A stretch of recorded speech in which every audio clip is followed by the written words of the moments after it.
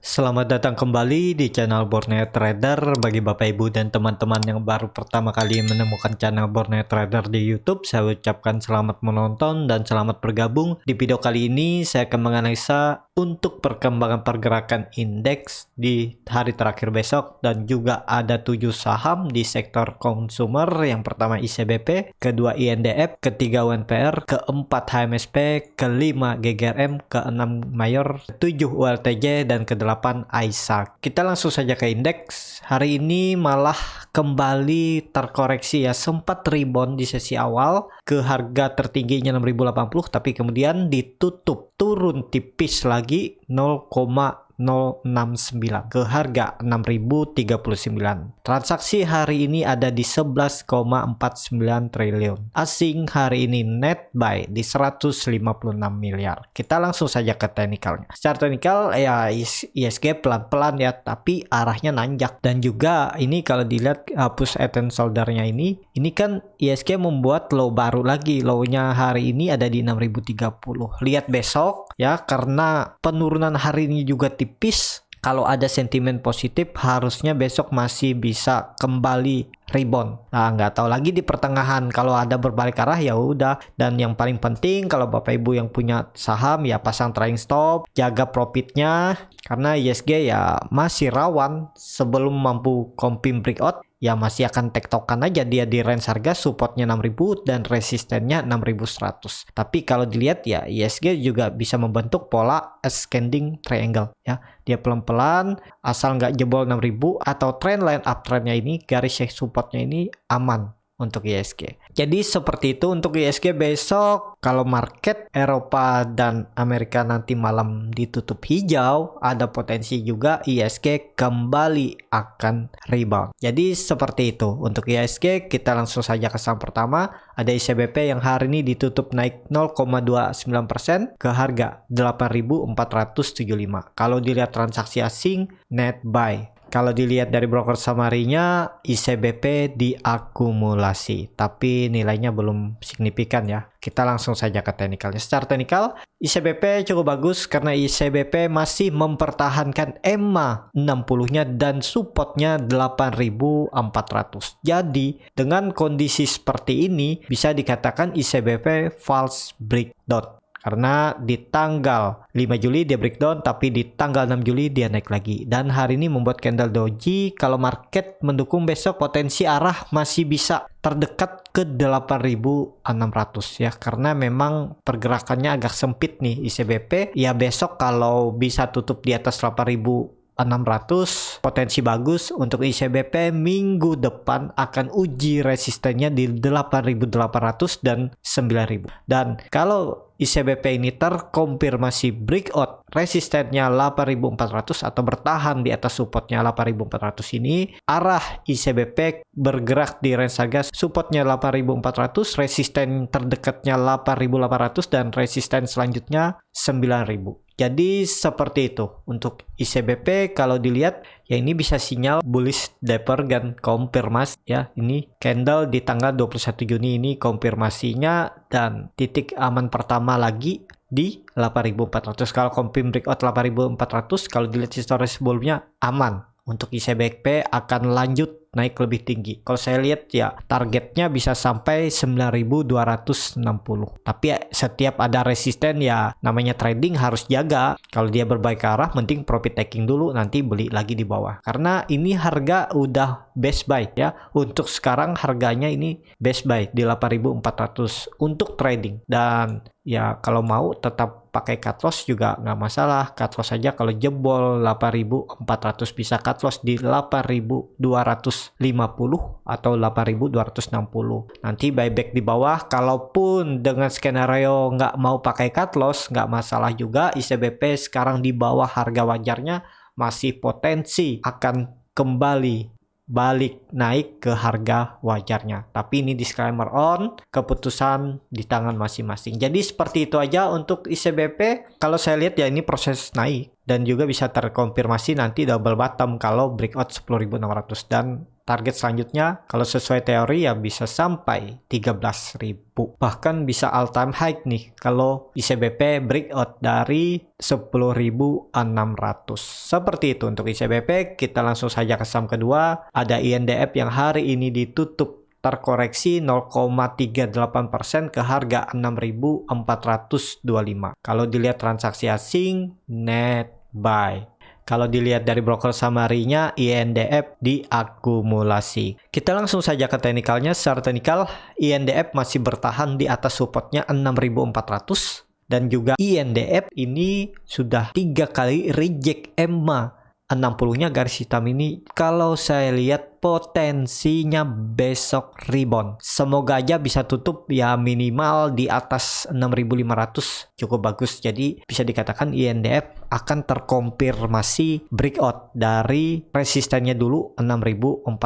Kalau dilihat ya 5 hari ISG ini koreksi dengan volume kecil. Saat dia breakout 6.400 volumenya besar. Jadi yang penting jangan dijebol 6.400. Kalau dijebol potensi arah menutup gap. Tapi kalau 6.400 nih nggak dijebol ya besok terkonfirmasi breakout dari resistennya 6.400. Jadi kemungkinan besar gap ini ditinggal oleh INDF. Jadi target selanjutnya minggu depan, kalau besok tetap bertahan di 6.400, apalagi tutup di 6.500, arah selanjutnya 6.600 terdekat dan bisa ke 6.800. Jadi berpotensi juga untuk INDF. Bagi Bapak Ibu yang sudah pegang ya hold aja INDF-nya. Target INDF masih sama 6.800 dan kalau terkonfirmasi double bottom itu dari neckline ke bottomnya itu harus sama. Jadi target kenaikan INDF kalau confirm breakout 6.800 ke 7.600 dan bahkan terdekatnya aja INDF bisa sampai 7.300 nih. Ya dari harga sekarang masih jauh nih 14%. Tapi kalau Bapak Ibu mau lebih aman, kalau dia confirm breakout dulu baru beli, tipis saja nih sekitar 7%. Ya menurut saya beli aja dari bawah karena INDF perusahaan yang berfundamental bagus, perusahaannya baik-baik aja, selalu mencetak laba. Bagi dividen juga ya harga sekarang juga lagi murah. Ya ngapain ragu? Tinggal nunggu waktu, ya pasti akan balik ke harga wajarnya dan bahkan bisa dijual lebih mahal. Indikator MACD yang membantu Golden Cross masih mengarah ke atas, bar chart di atas 0 juga masih tinggi. Saat koreksi 4 hari minggu ini, volume kecil dan juga INDF 3 kali reject support. Jadi kalau saya lihat potensinya besok rebound. Seperti itu untuk INDF. Kita langsung saja ke saham ketiga. Ada UNPR yang hari ini ditutup terkoreksi 1,4% ke harga 4.860. Kalau dilihat transaksi asing, net buy, tapi tipis. Kalau dilihat dari broker summary-nya, UNPR diakumulasi. Kita langsung saja ke teknikalnya. Secara teknikal, UNPR memang sudah terlalu dalam ya, dan juga masih konsisten berada di dalam channel downtrendnya. Dan kalau dilihat juga ya targetnya masih sama. Saya targetkan UNPR ini kalau nggak bertahan di 4.500 bisa sampai 4.000. Seharusnya level harga 5.000 ini dipertahankan oleh UNPR. Kalau melihat dari histori sebelumnya dia sering membuat base di area ini, tapi terlihat juga UNPR pernah di 2013 membuat base di range harga supportnya 4.500 dan resistennya 4.680. Ya perlu hati-hatilah. Kalau minggu ini tetap di bawah 5.000 ada potensi lanjut turun minggu depan. Tapi kalau minggu ini bisa breakout, besok terakhir kembali ke atas 5.000 cukup aman. Untuk UNPR, konfirmasi reversal, ya tanda-tanda reversal UNPR nih kalau sudah di atas 5.600 dia breakout dari trendline downtrendnya ini, ya ada tanda-tanda reversal dan sekarang masih belum aman. Tapi kalau Bapak Ibu mau simpan jangka menengah, ini potensi bagus karena harganya juga murah, cuman sayangnya market maker, big fund belum melirik saham-saham konsumer ya bagi tertekan dan juga tidak ada lagi sentimen positif katalis untuk UNPR dan lainnya. Jadi seperti itu untuk UNPR, potensinya ya lihat besok, kalau besok bisa kembali 5.000 cukup aman. Kita langsung saja ke saham keempat. Ada MSP yang hari ini ditutup terkoreksi 0,43% ke harga 1145. Kalau dilihat transaksi asing, net sell.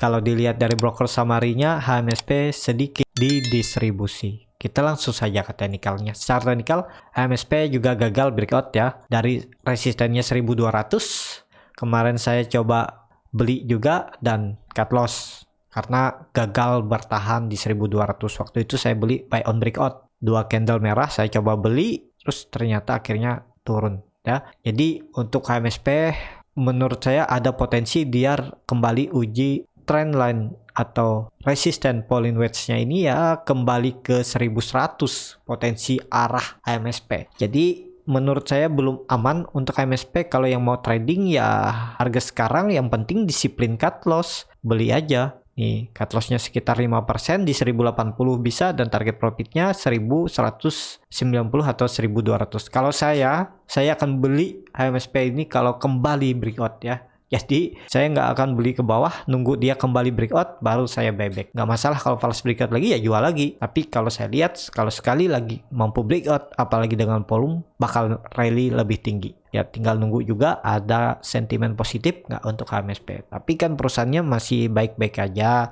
dan juga sahamnya masih berfundamental bagus dan juga di bawah harga wajarnya. Tapi sektornya lagi tertekan ya, harap sabar. Jadi seperti itu untuk HMSP. Harga sekarang juga masih murah ya, kalau coba mau nyicil simpan masih bisa potensi balik minimal ke harga wajarnya. Tapi untuk trading yang penting kalau beli di area bawah ini disiplin cut loss, kalau enggak ya bisa dibawa lebih dalam. Tapi kalau saya lihat kemungkinan besar 1100 dipertahankan oleh HMSP. Kita langsung saja ke saham kelima, ada GGRM yang hari ini ditutup di harga 40.575, terkoreksi 0,67%. Kalau dilihat transaksi asing, net sell. Kalau dilihat dari broker summary-nya, GGRM diakumulasi tipis. Kita langsung saja ke teknikalnya. Secara teknikal, GGRM setelah 2 kali ARP ya, hampir ARP, hari ini dia rebound. Walaupun reboundnya mantul dari support, tapi dia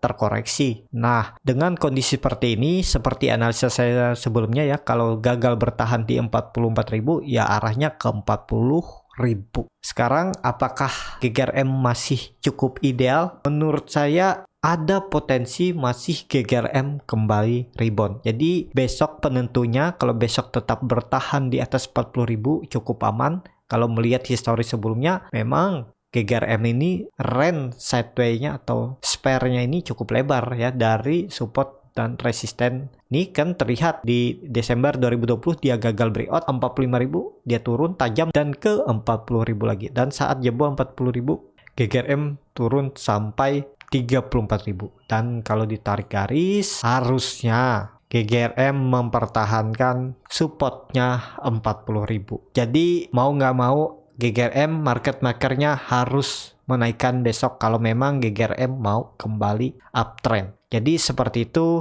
untuk GGRM, semoga aja bertahan di atas 40.000. Ini dia reject, semoga ada pantulan besok. Lihat besok bagi Bapak Ibu yang pegang dari atas ya hot aja, udah simpan aja. Kalau yang nggak mau cut loss ya siap rugi waktu aja. Tapi rugi waktu GGRM ya mungkin dalam waktu dekat bisa balik. Karena ada sentimen positif juga GGRM akan diakuisisi oleh Tobacco Japan ya. Lihat ke depannya bagaimana update selanjutnya tentang akuisisi. Kalau bagus harusnya GGRM juga bakal kembali ke atas. Jadi seperti itu untuk GGRM. Semoga nggak jebol 40.000. Kita langsung saja ke saham ke-6. Ada Mayor yang hari ini ditutup di harga 2.240 sama harga penutupan pada hari sebelumnya. Kalau dilihat transaksi asing, net buy. Ya 3 hari terus net buy. Kalau dilihat dari broker summary-nya, Mayor didistribusi. Kita langsung saja ke teknikalnya. Secara teknikal, Mayor ya sudah jebol support 2.300 dan dia membuat candle doji dengan volume yang meningkat nih. Volumenya meningkat. Jadi dengan kondisi seperti ini karena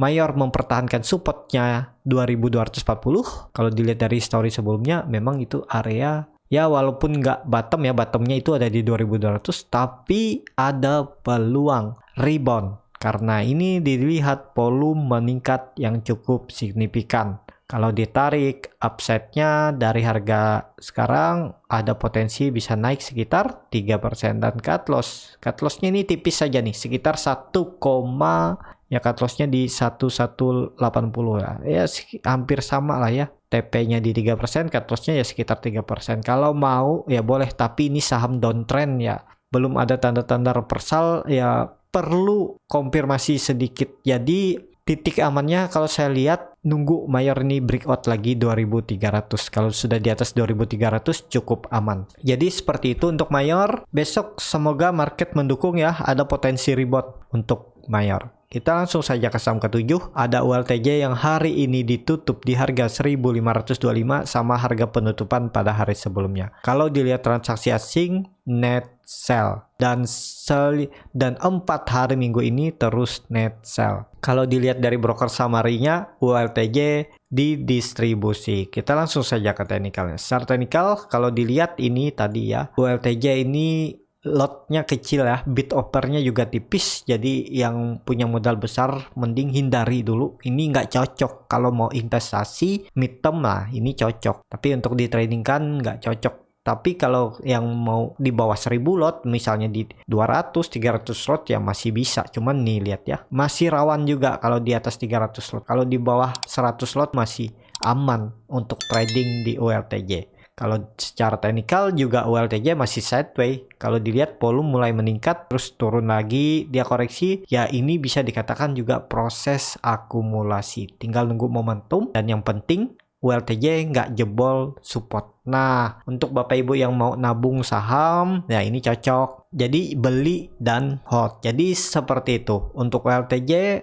saya lihat ya kalau rebound bisa ke 1600 dan kalau jebol ya jebol 1500 nih out aja kalau mau beli ya. Yang dana-dana di bawah 100 lot ya masih bisa untuk trading di ULTJ. Cuman harus sabar karena dilihat ini bahkan dari bulan lalu ini nggak gerak-gerak ya. Naik turunnya tipis. Jadi seperti itu untuk ULTJ. Kita langsung saja ke saham terakhir. Ada AISA yang hari ini naiknya cukup signifikan 8,91% ke harga 120. Kalau dilihat transaksi asing malah net sell. Kalau dilihat dari broker summary-nya, AISA didistribusi. Kita langsung saja ke teknikal ya. Secara teknikal, AISA akhirnya rebound ya. Dan kalau dilihat volume hari ini meningkat. Jadi memang ada buyer yang cukup signifikan belinya. Dan kalau dilihat dia lagi retest trendline downtrendnya ini ya. Dia masih bergerak di dalam uptrend channelnya. Jadi kuncinya 234. Kalau AISA confirm breakout 234 ada tanda-tanda reversal. Jadi untuk sekarang belum bisa beli karena harga di pertengahan. Bagi Bapak Ibu yang kemarin beli di area support ya hold aja AISA-nya. Kalau besok ternyata dia gagal breakout trendline downtrendnya ini ya mending profit taking dulu karena potensinya bisa aja AISA ini nanti kalau gagal breakout dia turun sini baru naik lagi. Nah jadi seperti itu ya.